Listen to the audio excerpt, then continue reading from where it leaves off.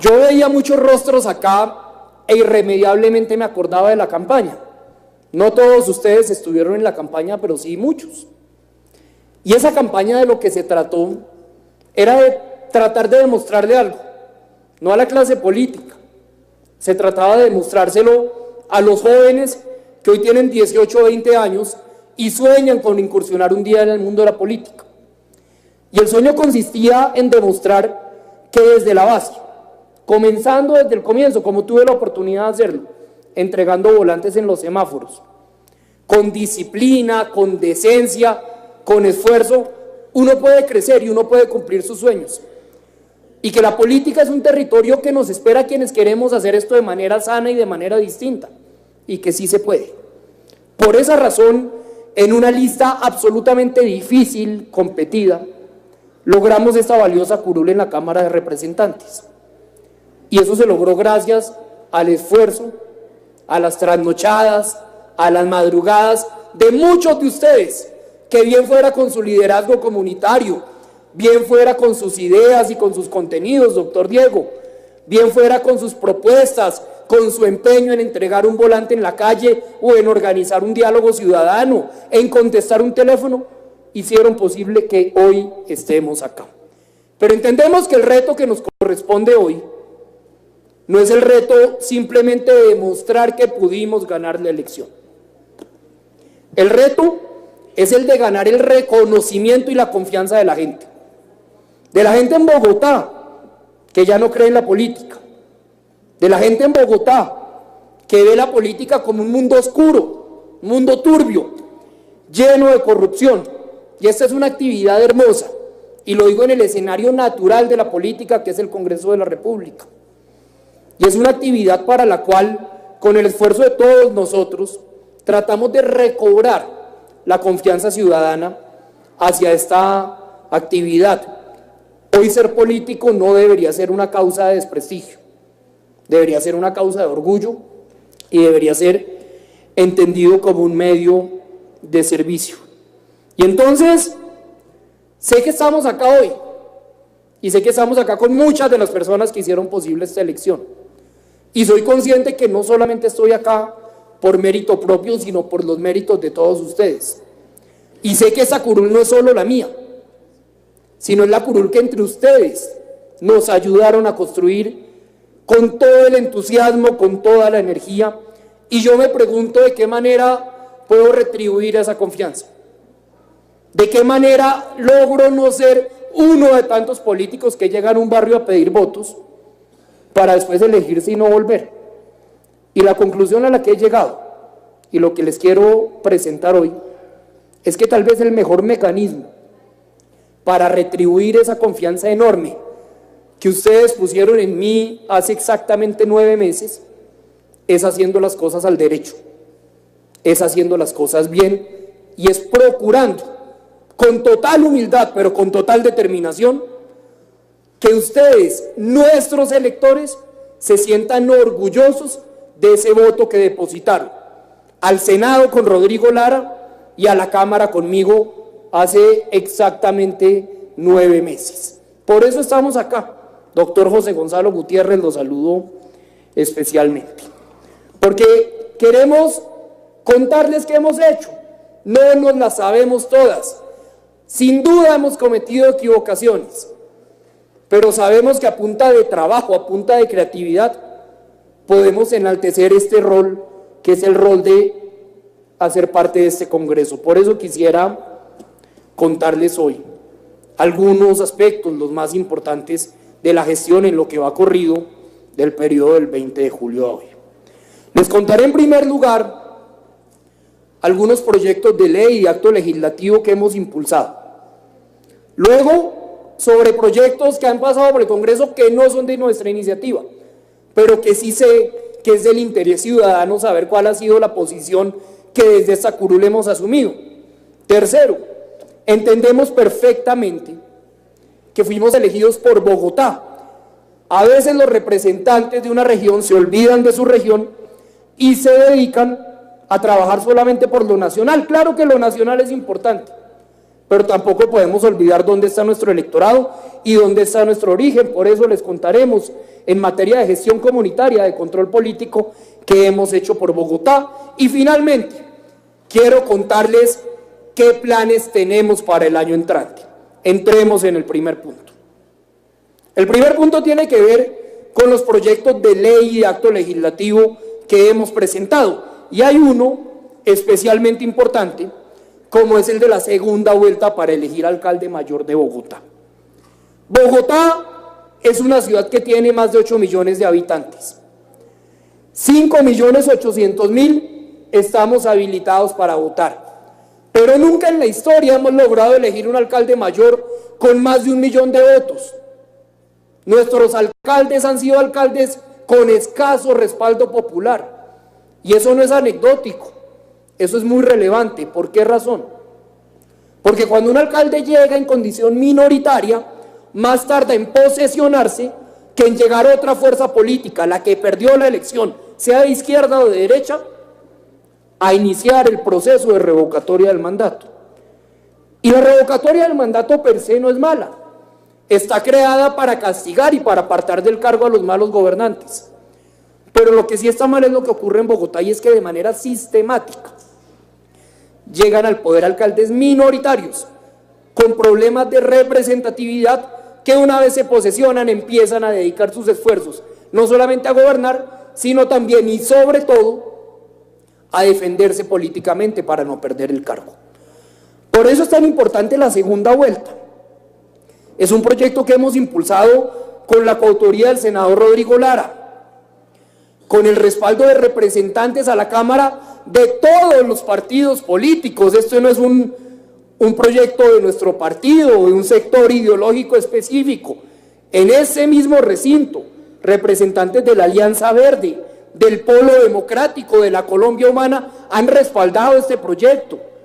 Lo mismo congresistas del Centro Democrático, del Partido Conservador, del Partido Mira, del Partido Colombia y Justas y Libres, y lo hemos impulsado en particular, debo hacer ese reconocimiento, junto a un compañero que es el doctor Juan Carlos Lozada, con quien hemos impulsado esta iniciativa.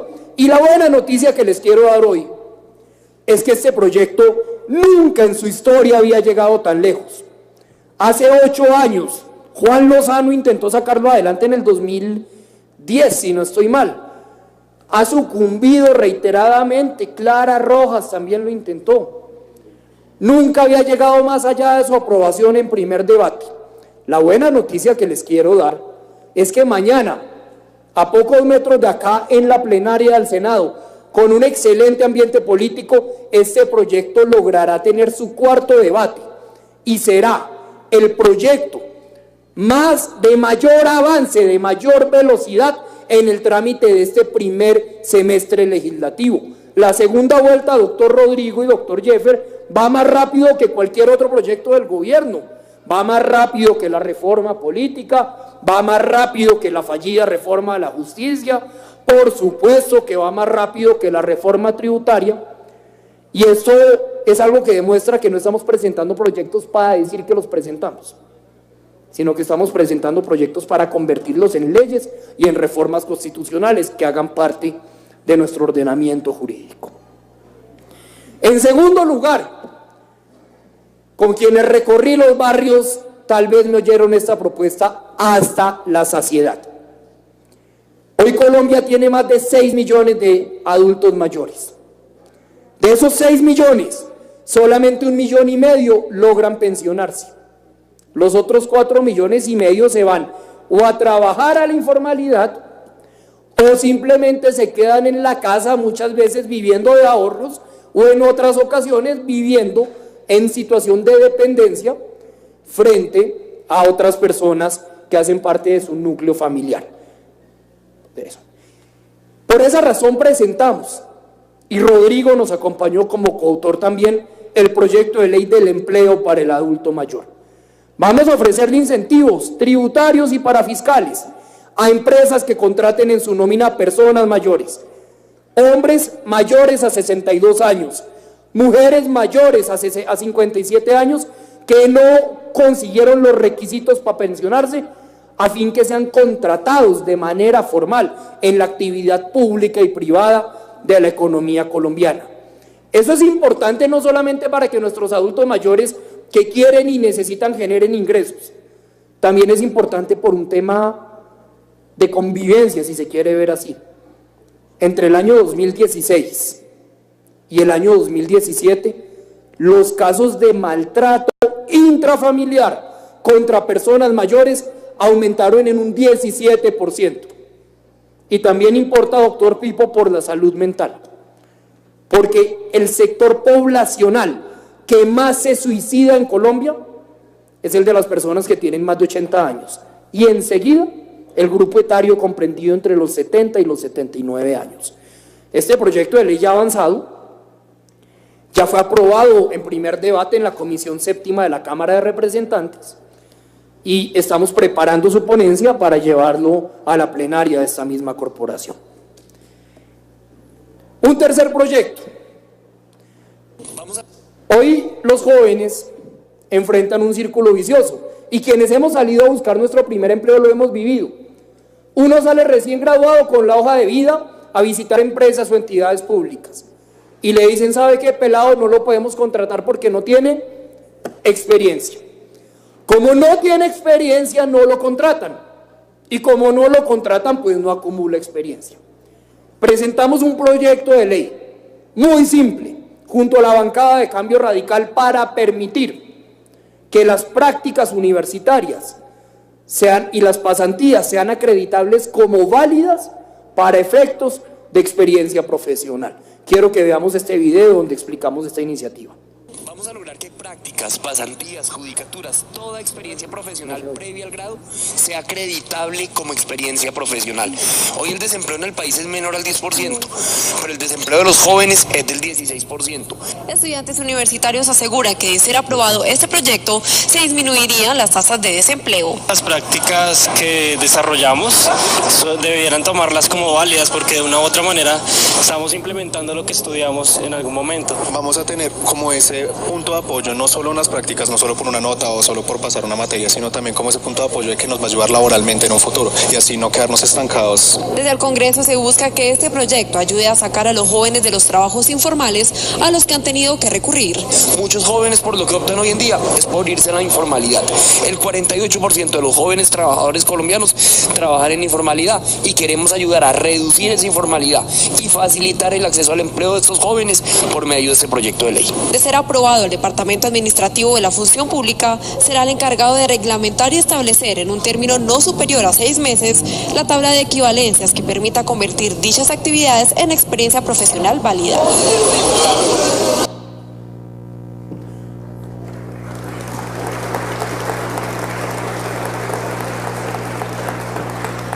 Esto es muy importante porque hoy, de cada 10 vacantes disponibles para jóvenes en el país, 8 requieren experiencia. Vuelve y juega. Estamos ante un círculo vicioso que esta ley, si la logramos aprobar, mucho ayudaría a resolverla de manera definitiva. Y cierro con un cuarto proyecto de ley que recoge una propuesta que debo decir no es mía. Es una propuesta que presentó nuestro candidato presidencial y en estos tiempos de desgobierno y absoluta improvisación, lo digo con mucho orgullo, quien fue mi candidato presidencial, el doctor Germán Vargas Lleras, y es la propuesta del bono cultural. La pasada reforma tributaria estableció que un porcentaje del dinero que se recaudara por ese IVA, con el que no estuvimos de acuerdo en su momento, por la prestación de servicios de telefonía, de internet y navegación móvil, iba destinado al sector cultura. La propuesta de Vargas y que tramitamos por medio de este proyecto de ley que hoy se estudia en la Comisión Tercera de la Cámara, es que un porcentaje específico de ese recaudo se dedique a un rubro llamado bono cultural. Un bono cultural es un bien o un servicio más bien que se le entrega a personas con discapacidad, a personas consideradas por ley como jóvenes y a las personas con la calificación prioritaria del CISBEN, para que ese subsidio no lo conviertan en dinero, sino lo conviertan en bienes culturales. ¿Qué es un bien cultural? Ir a cine, ir a teatro, ir a comprar un libro, ir a comprar una revista o un periódico. Es el proyecto más joven de los que acá acabamos de presentar, pero le estaremos haciendo mucho seguimiento. Finalmente, en este primer apartado hay unos proyectos que no son de nuestra autoría, pero que me parece importante poner sobre la mesa. Pasemos al siguiente y esto lo explico más adelante. Hay unos que hemos presentado no por iniciativa propia, pero sí hemos respaldado a partir de la iniciativa de otros compañeros. Uno muy importante, de autoría del senador Rodrigo Lara. Varios de ustedes lo escucharon en campaña. La Corte Constitucional creó la dosis mínima para el consumo, porte de estupefacientes. No vamos a pelear con eso, seguramente no podríamos. Pero lo que sí podemos hacer desde el Congreso es reglamentar la dosis mínima. Acá no se trata de cercenar una libertad, pero sí se trata de encauzarla. Por eso con este proyecto de ley, que ya surtió sus 2 primeros debates, tanto en la comisión primera como en la plenaria de la Cámara, estableceremos la prohibición taxativa por medio de una reforma al Código de Policía para que se consuma o se porten estupefacientes, aún en la cantidad de dosis mínima, en 2 sitios: en los parques públicos y en las zonas aledañas a los colegios, porque los parques no deberían ser ni de los jíbaros ni de los marihuaneros, ni mucho menos los entornos escolares, que en ocasiones se han convertido no en zonas aledañas a colegios, sino en universidades de la drogadicción. Y por esa razón este proyecto, que tendría el mayor impacto en la seguridad ciudadana de Bogotá, ha avanzado rápidamente y el senador Lara nos ha dado la oportunidad de hacer parte de su autoría y de ayudar a impulsarlo desde la comisión primera. Un segundo proyecto, también de autoría del senador Rodrigo Lara, junto al senador David Barguil, que establece una serie de sanciones de distinto orden a aquellas EPS que presten un mal servicio. Todos conocemos el cuento de la fila de 4 horas para que al final le formulen ibuprofeno, o de la fila de 4 horas o la espera de 2 meses para que nunca le agenden el examen que usted con tantas ansias esperó. Este es un proyecto de ley del senador Lara y el senador Barguil, que busca poner en cintura a esas EPS que se dedican a hacerle conejo al derecho a la salud de los colombianos. Y junto al partido Mira somos coautores de una reforma al Código Electoral. Varios de nosotros lo vivimos en Corferias. Tenemos un código electoral vetusto, anticuado, de 1986, pensado para un bipartidismo que ya no existe. Entonces esta es una propuesta de sentido común, vuelvo y digo, no es mía, es del partido Mira, pero ellos me invitaron a participar de esta propuesta para modernizar nuestro sistema electoral. Y una causa, que es una causa, yo siempre lo digo, con la cual nosotros no hemos hecho política, pero que yo la hago de corazón, que es la causa de la protección animal. Somos ponentes de un proyecto que ya cursó sus 2 primeros debates, necesita 2 más en el Senado para volverse ley. Es de autoría del representante por Santander, Fabián Díaz, y establece básicamente 4 cosas.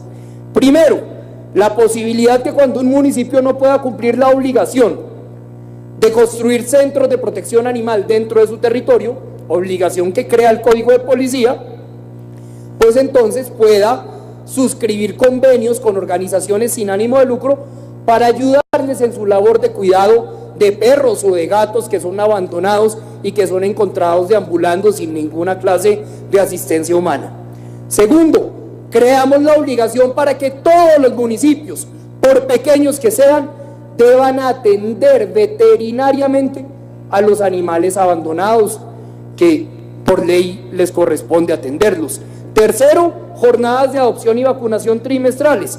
Y por último, para los amantes de los perros en particular, un cambio de denominación que puede sonar trivial, pero es que el lenguaje construye realidades, y es reemplazar la denominación de razas potencialmente peligrosas por razas de manejo especial. Este es un proyecto que, vuelvo y digo, no es de mi autoría, pero sí he tenido la oportunidad de ser el ponente y de impulsarlo para que ya sea aprobado en la Cámara de Representantes.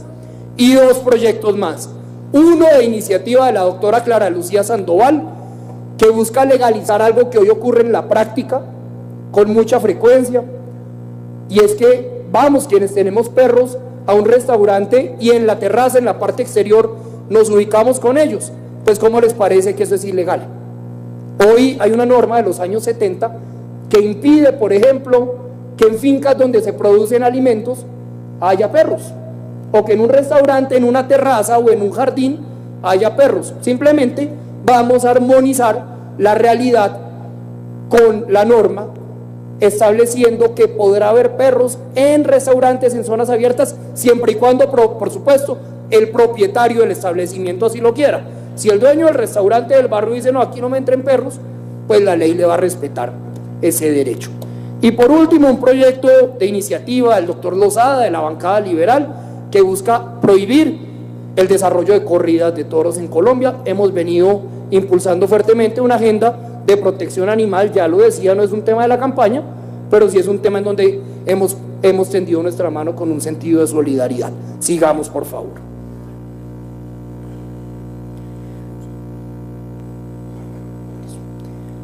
Vean, muchas veces cuando yo me pongo a contestar el chat o las redes sociales, veo que la gente por lo que más pregunta no es por los proyectos que uno presenta, sino por temas de coyuntura nacional y frente a los cuales nos corresponde a los congresistas asumir posiciones.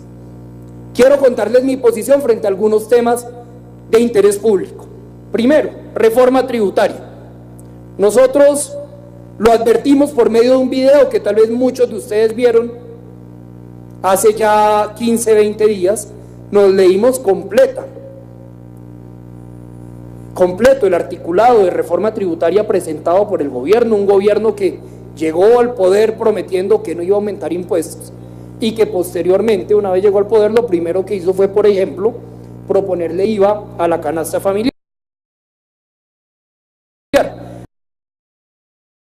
Muchos de estos reparos que tuvimos en su momento ya han sido enmendados en el primer debate, pero quiero que veamos el video para que recordemos cuáles eran y para decirles que estaremos muy atentos a que estos puntos no lleguen a ser revividos esta semana, cuando deberemos, tanto en la plenaria del Senado como en la plenaria de la Cámara, definir la viabilidad o no de esta reforma tributaria. Corramos el video, por favor. Hablemos con franqueza, lo que el gobierno presentó no fue una ley de financiamiento ni es una ley para generar equidad tributaria. Lo que el gobierno presentó se llama reforma tributaria y va directo a la yugular de los bolsillos de las personas más pobres del país y en especial de la gente de la clase media. Si usted está indignado por el IVA a los productos de la canasta familiar, pues le tengo que contar que la reforma tributaria trae ese y otros adefesios. Acá le voy a contar las 5 perlas más graves que hemos encontrado en la reforma tributaria del gobierno nacional. ¿Se puede bajar impuestos? La respuesta es sí. Ay, sí, ¿cómo no? En campaña, el presidente Duque prometió que no iba a subir los impuestos. Y no han pasado ni siquiera 100 días. Y no solo rompió su promesa, sino que ahora quiere ponerle IVA a todos los productos de la canasta familiar. La manzana, la yuca, la panela, la papa, el tomate y hasta el huevo. Literalmente hasta el arroz con huevo tendrá IVA. Esta propuesta del gobierno realmente es una barbaridad. Imagínense, mientras las familias más pobres, que ganan en promedio 260.000 pesos mensuales, los del primer decil, tendrán que gastar en IVA un 127% más de lo que gastan hoy. Eso es más del doble. Los hogares más ricos, los del décimo decil, que están en el orden de los 39 millones de pesos mensuales de ingresos, verán incrementado su gasto en IVA en un 28%. 127% más para los hogares más pobres, 28% más para los hogares más ricos. Esa es la propuesta de la reforma tributaria. Número 2. No contentos con ponerle IVA a los bienes de la canasta familiar, le quieren poner impuestos a las pensiones, descontarle por derecha de la mesada pensional de cerca de 1,5 millones de colombianos que hoy están pensionados y que a duras penas alcanzan a sobrevivir con la mesada que reciben mensualmente. Esto no solamente es inconstitucional, sino que es absolutamente injusto. Si usted trabaja, como muchos colombianos, por contrato de prestación de servicios, párele bolas porque esto le va a interesar. Hoy la deducción por retención en la fuente de los contratos de prestación de servicios llega hasta un 15%. ¿Saben qué dice la propuesta de reforma tributaria? Que ese descuento puede llegar hasta el 50%. Y adivinen a quién le va a tocar reglamentar la materia si aprobamos esto. Al gobierno nacional. Entonces imagínense usted la sorpresa cuando reciba su consignación mensual y cuando la compare con la cuenta de cobro. Número 4. Ahora comprar vivienda va a ser aún más difícil para los colombianos.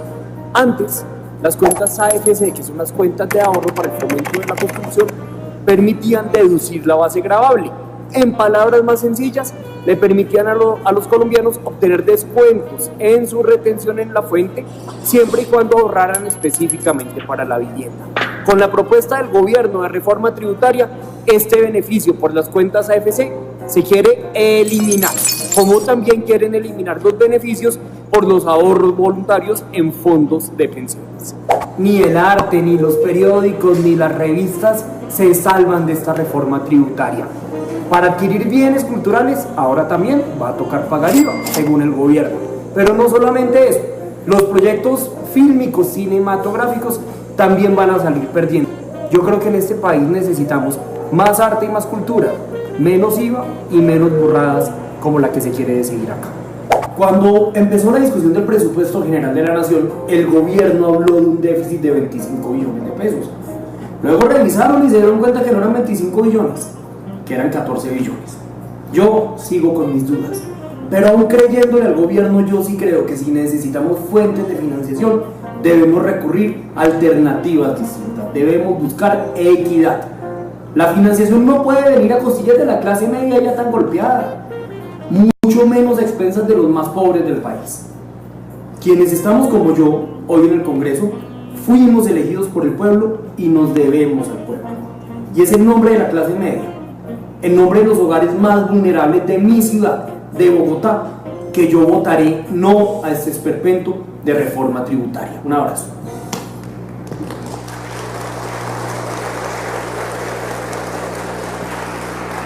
Como lo decía, esta semana se debate en el Congreso el proyecto de reforma tributaria que el gobierno llama Ley de Financiamiento.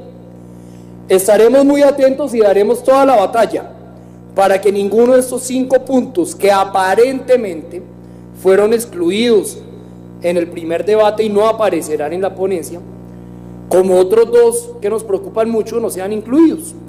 ¿Cuáles 2? Uno, que pretende ponerle IVA a los contratistas de prestación de servicios que ganen de 7 millones para arriba. Profundamente se equivoca el gobierno si cree que un ciudadano con un contrato de prestación de servicios de 7 millones de pesos es rico y debe ser gravado, después de retención en la fuente, después de salud, pensión. ¿Cuánto le termina quedando a ese parroquiano? Y segundo, hemos descubierto, doctor Rodrigo, que esta propuesta de reforma tributaria, aún después del primer debate, pretende cobrarle IVA a las escuelas deportivas y a los clubes deportivos, y pues nos vamos a atravesar con toda la fuerza, porque el deporte debería ser impulsado, no castigado por medio de más impuestos. Otros temas que han pasado por acá, el de la reforma política, hemos advertido la necesidad de implementar las listas cerradas para erradicar la corrupción de los partidos, pero desde el año 2022, para dar tiempo para que haya democracia interna, para que no sea la dictadura del bolígrafo. Hemos respaldado, coherentes con nuestro discurso de campaña, la necesidad de crear las listas paritarias entre hombres y mujeres a las corporaciones públicas, intercaladas en la llamada listas cremallera, porque no hay derecho que una corporación como esta hoy no tenga ni siquiera el 20% de mujeres en su composición. Eso necesariamente tiene que cambiar. En materia de los proyectos de ley anticorrupción, en donde Rodrigo Lara fue un promotor decidido, acá yo puse un granito de arena, los hemos impulsado con lo que hemos podido dentro del Congreso.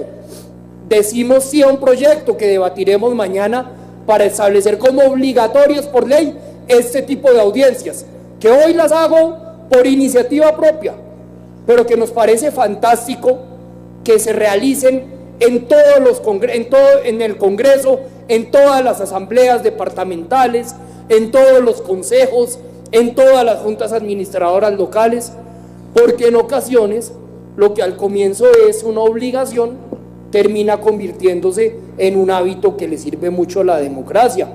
También somos ponentes de un proyecto de ley para eliminar los privilegios carcelarios para las personas condenadas por corrupción y para asegurar que empresas que fueron objeto de sanciones por corrupción puedan volver a contratar con el Estado. Es que hoy si Odebrecht se gana una licitación, pues le toca respetarle el derecho adquirido y eso sin duda no puede seguir pasando.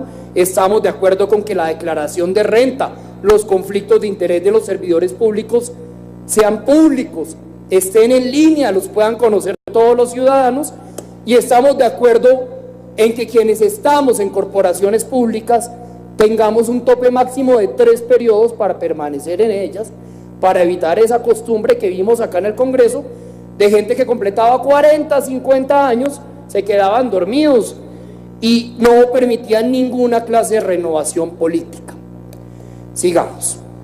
Un proyecto muy polémico, proyecto que proponía unificar los mandatos, doctor Rodrigo, de los mandatarios. Nosotros qué postura asumimos, y en esto quiero ser muy claro, pues hubo desinformación sobre mi postura. Yo estoy de acuerdo con la unificación de los periodos. Me parece sano que en vez de tener elecciones este año para volverlas a tener el año entrante, aumentando el gasto en campaña, aumentando el gasto estatal y aumentando la parálisis administrativa fruto de la ley de garantías, me parece razonable que las elecciones se hagan el mismo año. Pero lo que no acompañamos era esa idea de prorrogarle el mandato a quienes hoy están en el poder. Esa idea que los alcaldes que elegimos para 4 años, que los concejales, los ediles que elegimos para 4 años se quedaran 2 años y medio más, no la acompañamos. Ese proyecto a la postre terminó siendo archivado, pero me parece importante hacer claridad sobre cuál fue mi posición. Voté sí, como lo hizo David Luna desde el año 2007, a cualquier propuesta orientada a establecer la prisión perpetua para violadores y asesinos de niños, y por supuesto que apoyamos un proyecto de ley de autoridad gubernamental para prorrogar la ley de orden público, que es una ley que da facultades para negociar con actores armados ilegales, como lo hizo el gobierno pasado con las FARC, y eliminando algunas condiciones absurdas que allí estaban contenidas. Finalmente, ¿qué hemos hecho por Bogotá? En los proyectos veíamos algunos de directo impacto en Bogotá, como la segunda vuelta, como la ley del empleo para el adulto mayor, como la posibilidad de acreditar como experiencia válida las pasantías, pero hemos ido más allá. En primer lugar, los 18 representantes por Bogotá conformamos el equipo de 18 por Bogotá. Hay representantes desde el uribismo hasta el polo democrático, pero lo que logramos fue ponernos de acuerdo, y es que en medio de nuestras enormes diferencias le íbamos a prestar más atención a aquello que nos unía. Por eso ayudamos en el mes de septiembre a gestionar recursos para Bogotá en el trámite del presupuesto general de la Nación. Por eso la mayoría de nosotros hemos impulsado desde nuestras distintas orillas el proyecto de segunda vuelta. Hemos también visitado ya 8 de las 20 juntas administradoras locales que tiene Bogotá. 7, esto con el propósito de socializar un proyecto en el que no me voy a detener, del que les contaré el año entrante, para reformar el Estatuto Orgánico de Bogotá en lo que tiene que ver con el funcionamiento de las localidades, digamos. Hemos ido a distintos escenarios académicos, estuvimos en la Universidad Gran Colombia hablando sobre el proyecto del Transmicable como un modelo desafortunadamente exótico, doctor Pipo, en Bogotá, de construir sobre lo construido. Y mucha gestión comunitaria, y acá quiero hacer un aviso parroquial para todos. Apóyense en nosotros, si así lo quieren, para las causas colectivas, para las causas de sus comunidades. Estuvimos en el barrio La Calleja, en la localidad de Usaquén, buscando mejoras en la seguridad, convocando a las autoridades permanentes, con nuestros viejos amigos del barrio Bellavista en Kennedy. También lo hicimos haciendo un encuentro de seguridad y convivencia con las distintas autoridades involucradas. Estuvimos también en el barrio internacional de la localidad de Fontibón, en donde nos denuncian un problema que es común a muchas localidades, relacionada con la eliminación de rutas del SITP provisional, generando impactos nefastos en la movilidad y la calidad de vida de los bogotanos. Diálogo sobre seguridad con las autoridades en el barrio El Mortiño de la localidad de Engativá. En la localidad de Antonio Nariño hemos promovido el diálogo entre grupos de adulto mayor y la administración local. En el Restrepo logramos algo maravilloso. Mi querida Amparo Arango, que nos saluda ahí arriba, y todos nuestros amigos del Restrepo, doctor John Realpe, logramos un pacto entre la Secretaría de Movilidad y los comerciantes para permitir que el parqueo en vía, indispensable en una zona muy comercial y donde no hay parqueaderos, fuera posible en esta temporada decembrina. En la localidad de Puente Aranda, querido Ciro, en el barrio Milenta, se logró un pacto con la UAES para un apropiado manejo de los residuos sólidos. Todo esto y muchas más cosas hemos venido haciendo a nivel de gestión comunitaria, y los invito a que se apoyen en este equipo, en el doctor Luis Fernando López, en el doctor Cristian Camilo, conmigo, para sacar adelante sus causas comunitarias. Mucho es lo que podemos hacer y mucho lo que queremos hacer el próximo semestre, y con esto termino. Estamos apenas recogiendo ideas, pero básicamente quisiera contarles 3 o 4. Lo primero, un compromiso que debo profundizar, es el de la lucha contra la exclusión y la violencia hacia las mujeres. Presentaremos un proyecto de ley de licencia parental flexible. En el pasado, en el mundo de antes, las mujeres quedaban embarazadas. Hoy ya no. Hoy queda embarazada la pareja, y los hombres tenemos el mismo sentido de pertenencia por ese embarazo que la mujer. Acá está la voz de la experiencia y no me dejan mentir.